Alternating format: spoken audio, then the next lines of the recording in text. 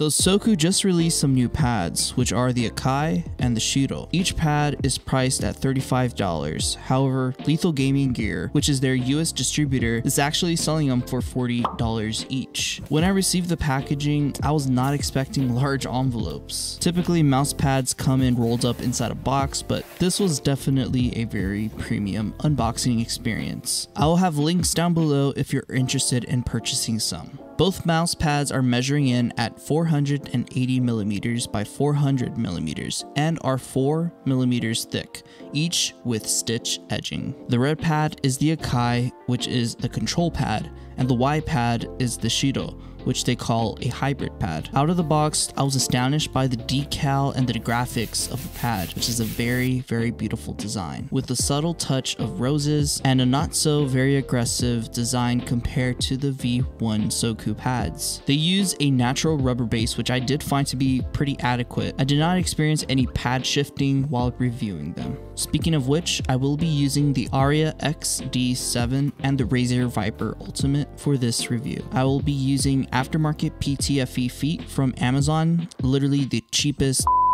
that I got. The Akai is so silky and smooth, it stood out to me the most. It has a lot of controlled friction and very little stopping power, which is very ideal for tracking games like Overwatch, Osu, and Apex. I found that micro adjustments on this pad tend to be a bit difficult in games like Valorant, CSGO, or even Call of Duty. Tracking was a breeze, however. There was no inconsistencies either corner of the pad, and I was absolutely piecing on Overwatch. But when it came down to tactical shooters, there was less tracking and more flicks and micro adjustments, and it's something I definitely struggled with. The pad felt sluggish and slow for my kind of playstyle. However, in Overwatch, it felt amazing. Tracking was so easy and I was not overcompensating. With less stopping power, it definitely helped me out a lot in attack characters like Bastion and Sojourn. I'll admit though, I'm not a pro level gamer, so I typically am a gold rank in every single game that I play. However, it is nice to have a crutch while grinding for higher ranks. Now the Shiro isn't all that different actually. It has a little less friction. It is still considered a control pad, but in my opinion, it was very, very smooth.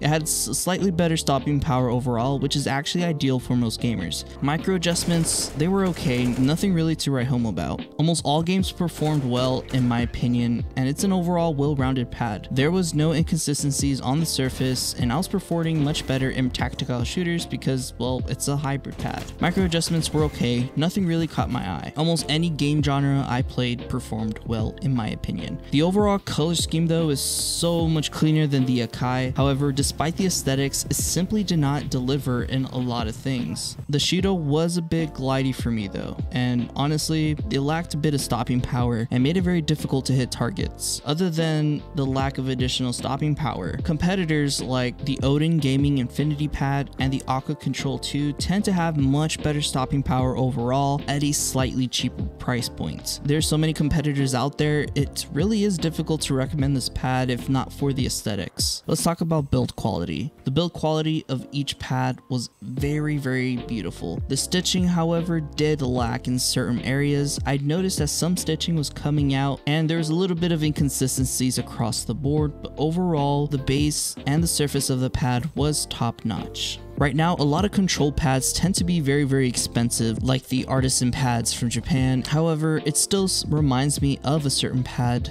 and that pad, well, is the Zowie GSR. The pad is very, very similar. However, it does come with stitch edging, and I did find the Akai to be a lot more consistent compared to the GSR. Overall, the pad release was a great release. I can understand the hype, and quite honestly, it made me a Soku fan. The pad I recommend is the Akai, and the Shiro is something I wouldn't recommend considering the other competitors in the market that offer slightly better performance across the board.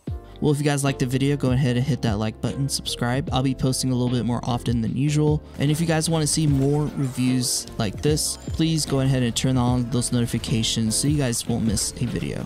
Thank you guys so much for watching, and I hope you guys all have a wonderful rest of your day. See ya.